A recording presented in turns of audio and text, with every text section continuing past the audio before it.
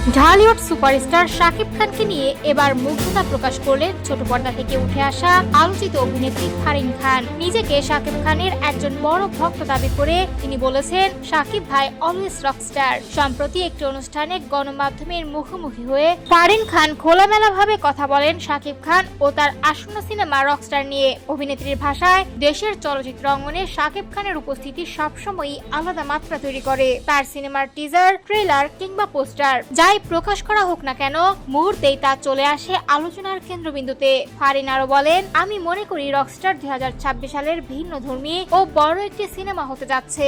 শাকিব ভাই তো always Rockstar, এবার সেটা আবারও প্রমাণ হবে। এ সময় রকস্টার সিনেমার পরিচালক আজমান রুশোর প্রশংসাও করেন তিনি। জানান, এর আগে একাধিক টিভিসিতে তার সঙ্গে কাজ করার অভিজ্ঞতা রয়েছে। ফারিনের মতে, আজমান রুশো একজন দক্ষ নির্মাতা এবং তার পরিচালনায় রকস্টার দর্শকদের নতুন কিছু উপহার দেবে।